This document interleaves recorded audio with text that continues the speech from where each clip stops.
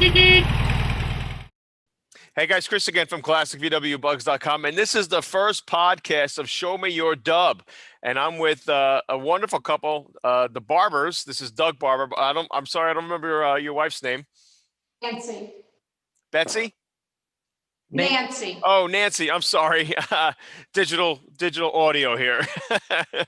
But he sent me information about his Beetle a few months back on Facebook, and he showed me some wonderful video that he shot with this car with drone footage, and I was really enthralled by this car. The story behind it.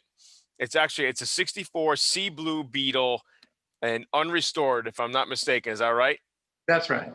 And I could not believe the condition. I mean, just look at the bug behind him right now. It is in unbelievable condition. It looks painted. It looks like fresh paint.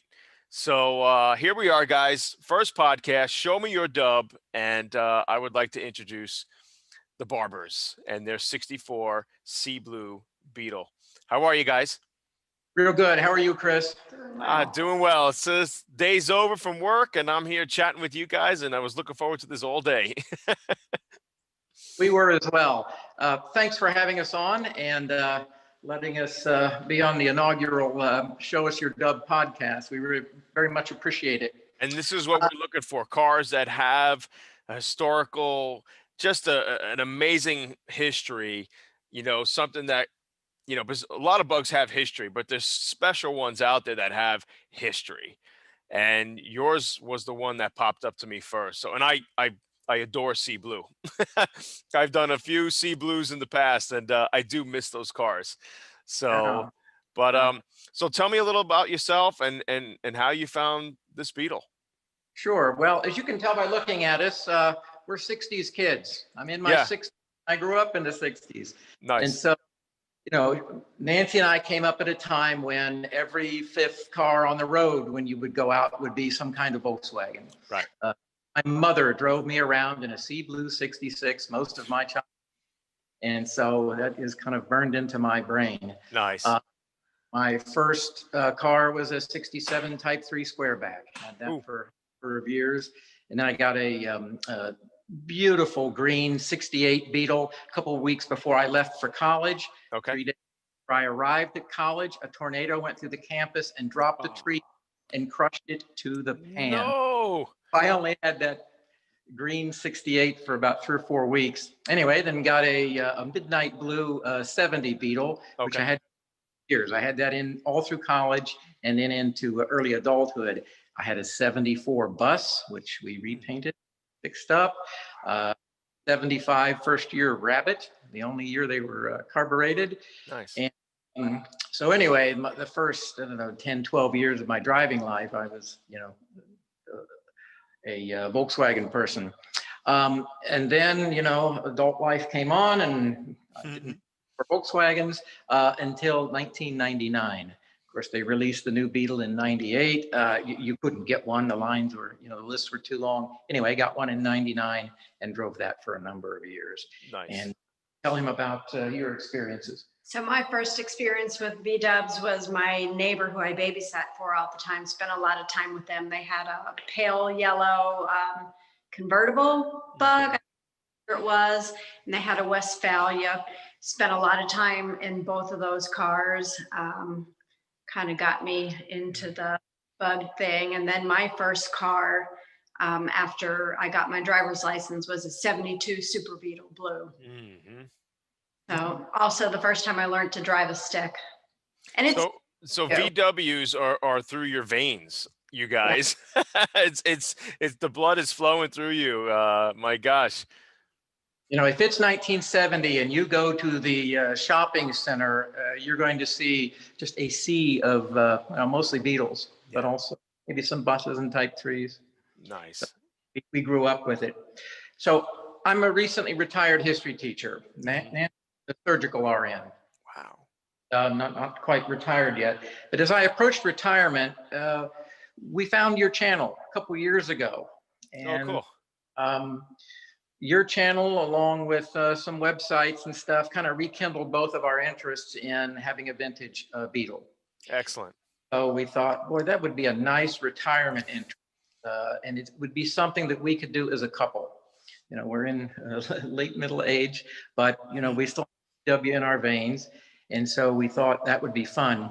We bought the property that we have now, which has a 30 by 40 barn that my first post-retirement project was to remodel it. It's divided in two, but the front half is made into a vintage German car garage, and then the back half into a wood shop. Try to keep myself busy during retirement. It's a wonderful shop. I mean, just looking at that, it's a dream. I would love that garage. It looks beautiful.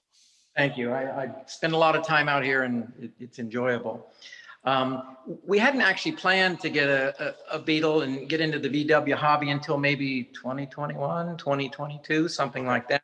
But we started learning about, okay, what's available, what costs what, you know, what are the prices, what can you get at different price points and so forth.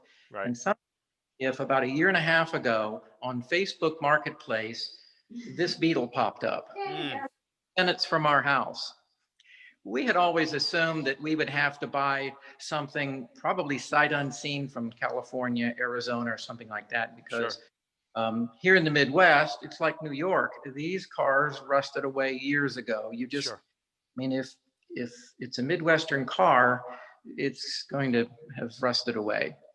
This one didn't, and when I get into the history of the car, I'll tell you why that is. So where did you exactly find it? It was near found you? it. Yeah, it was about 30 minutes from our home here in West. Yeah, it was unbelievable. Couldn't believe it. What a gem.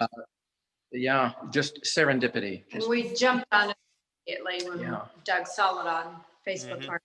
It had been listed for 8 hours, and I forget how many people he had interested in it. Sure. But I made an appointment. I called right away, made an appointment. We went to see it the next day. You know, I pulled the plug from number 3 cylinder to make sure it hadn't been running hot or anything like that. I did the best I could with my rusty 40-year-old air-cooled skills and knowledge. And anyway, it checked out, and I drove it home the next day. Numbers matching. Yeah, it's numbers matching. Oh, what a beauty! What a find! So, and you found it when this year? No, I found it in August of 19. So we've had it not quite a year and a half. Excellent. We've owned it. Oh my gosh, it is gorgeous. I mean, if you don't mind, like showing the audience here, like what this car is all about, and I know you sent me some pictures and some video here. But anyway, this is Bella. She was manufactured on May the 21st, 1964, and she was imported right to Columbus, Ohio from, of course, Germany, and then was sold in Dayton, Ohio in June. Wow. So, you know, this is 1964, so they were selling millions of these things. And so this is Bella. We are the third owner. The first person that owned her from 64 until 69, but then the second owner owned her just a few months shy of 50 years. Woo. So that is part of the explanation of why she's in such great shape. Look at the paint. The paint is like, it's luscious. It's still. They did, okay. Yeah, Bella is original, except she did have an early 80s respray. Okay. We bought it from the grandson of the man who'd owned her for almost 50 years. And so they did an early 80s respray. The only other things that are not original are the cylinders 3 and 4. The cylinder head was replaced, and then we had to replace the voltage regulator. I see. The original one finally went bad a couple months after we got it. But other than that, than consumables like, you know, tires and stuff like that, it's all original. The guy who had it, he was, I think, 87 when he passed away. And so the maintenance had been let go a little bit, although he took fantastic care of it for, like I say, almost 50 years.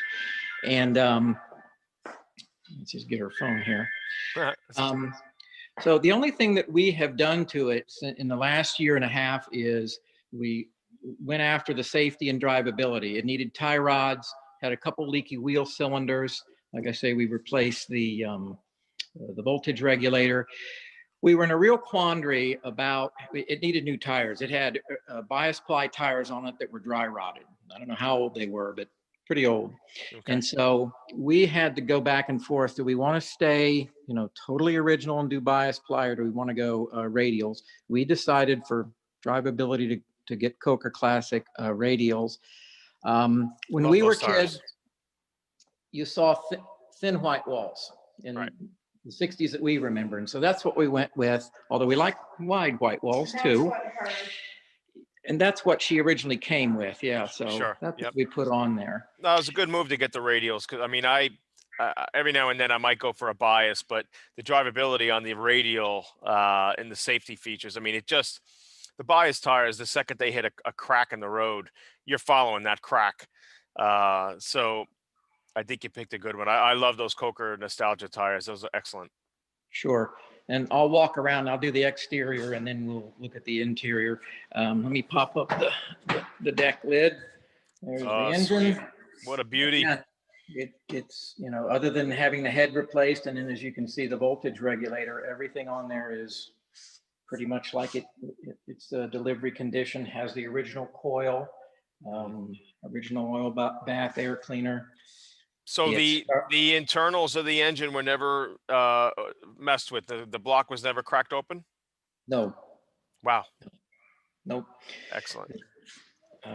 Not at all. Okay, so we'll continue on around. One of the things we really liked about the car is it had the original interior, and this car had not been exposed to a whole lot of heat.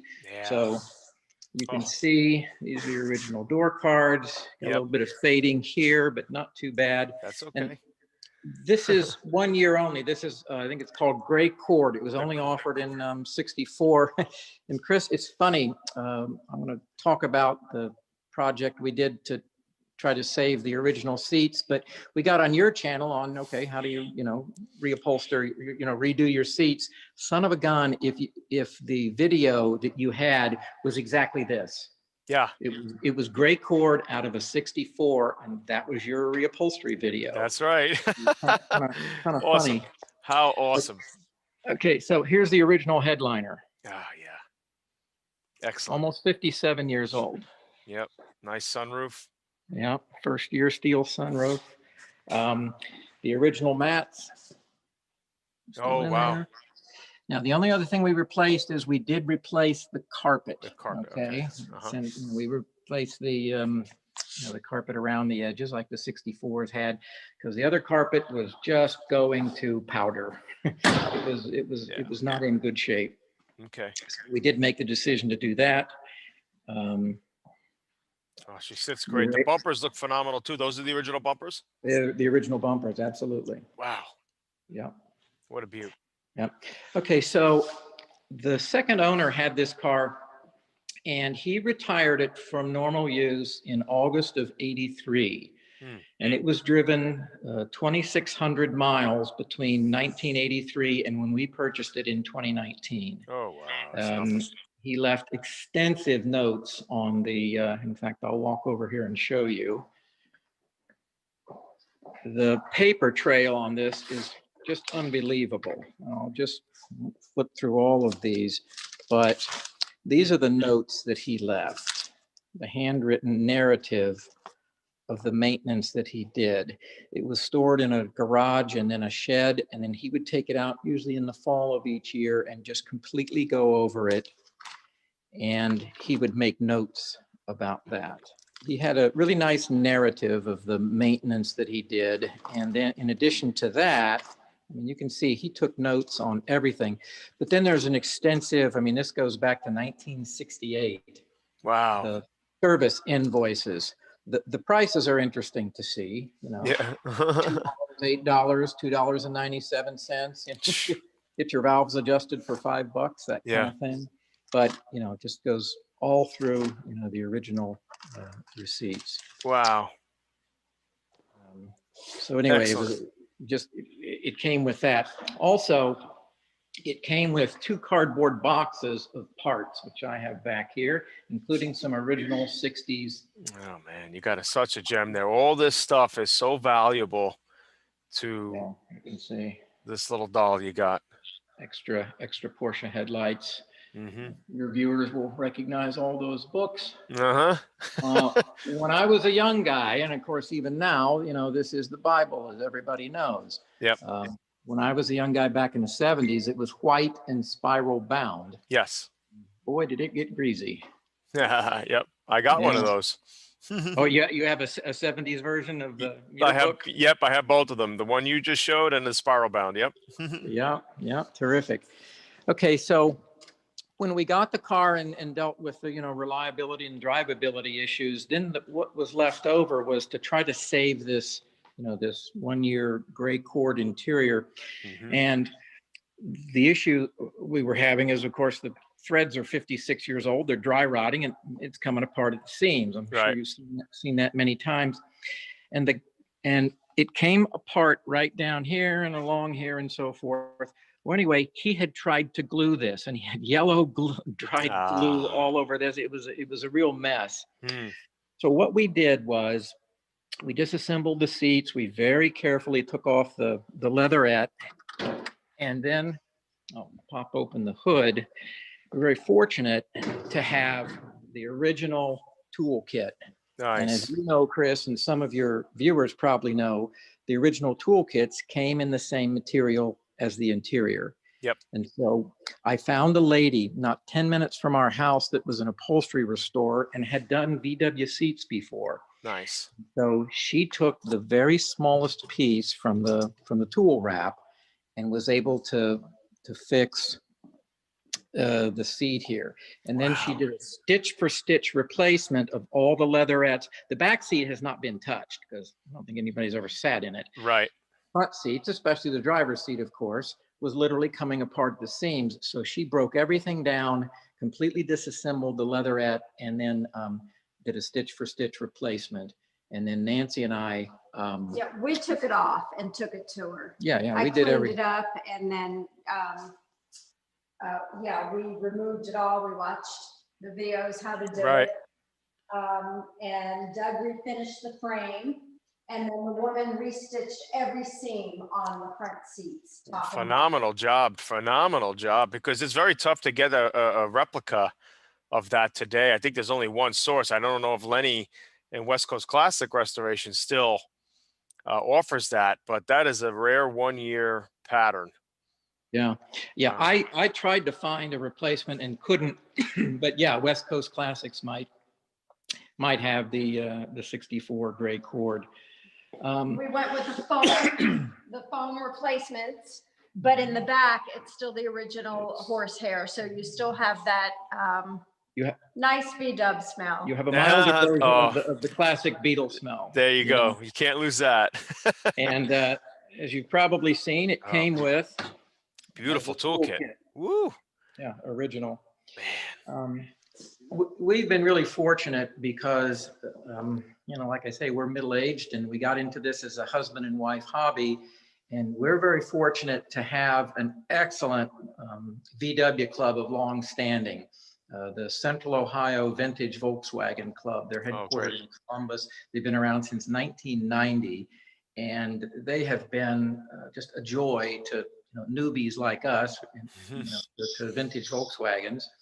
And anyway, I want to give them a shout out, and they've been very helpful and accommodating to us.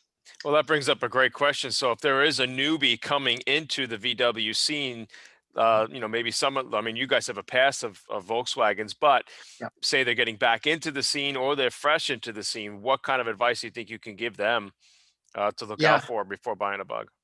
Right. Good question. Find people with experience. And of course, if you can find a vintage Volkswagen club anywhere near you, contact them. My experience has been that they're very welcoming and, will give you a lot of good advice. I mean, the wealth of knowledge that the members have and are willing to share is, usually pretty good. And that would be a good starting point, in addition to how everybody learns everything these days, YouTube videos. There you go. And we're at a great time today to learn and to wrench ourselves just by watching a video. Back in the day, it was, looking at either the books or getting the next Hot VWs magazine or VW Trends. So now, I mean, the information is at our fingertips. So just a little bit of homework, you could have a great little hobby on your hands and have fun while doing it. Yeah, it's an awful lot of fun. I did it because, like I said, I had these dormant 40-year-old, Volkswagen skills that have been fun for an older guy like me Yep. to relearn. I read the mirror manual and it's like, oh yes, I remember doing it. I was, 17 years old. Yep. But yeah, do your homework. You use the magic word. These things aren't cheap. You're talking, a lot of money. Even for a, survivor driver like this. Obviously, this isn't a restored concourse like Vallone Works does. But, a lot of people can get in, this is a good entry point into the hobby. But, do your homework. And no question about it. I think you hit it right on the head. And you could still find some budget stuff out there. You could still find some stuff that's affordable. And I always tell people too, they're great items to get into. I mean, their appreciation has been excellent over the past few years. So, but you can find a gem out there and practice on it and have fun. That's the name of the game with this whole thing, is having fun. So, but that's right. Doug, I really appreciate you coming out and showing us that beautiful car. I'm sure this audience is going to be enamored by that beauty you got there. And yeah, guys, I mean, he is on Facebook, and I have seen some of his videos. If you go to YouTube, just put in Doug Barber on YouTube and put in his 64 Beetle, and you'll see a beautiful drone video. If I can show that really quick, if you got 2 seconds, here it is right here. And there it is. What a beauty. Wonderful. It shuts, I got to say, the land you got to is gorgeous. You got a beautiful home there, my friend. Thank you. Wonderful. Enjoy. But yeah, look at that. That's just art. You have art on wheels right there, Doug, and you should be very proud that you picked up this gem. And I hope it stays with you. Oh, it will. We're going to have her for as long as we're around, I'm sure. Very good. And Chris, we want to send out a special thank you to you for all you've done for so many years for the Volkswagen community. I appreciate that. With your business, and you're very highly regarded, and we very much appreciate all that you do. I really appreciate that, Doug, especially coming from someone like you. I mean, I'm telling you, thank you so much. Thank you. You're welcome. All right. Well, listen, have a great night. Wonderful seeing your car. Please keep in touch with us. And, I'll see you around the campus, so they speak. Hey, Chris, take care. All right. Bye. Be well. Bye-bye. Bye. Nice meeting you. Nice meeting you. Bye.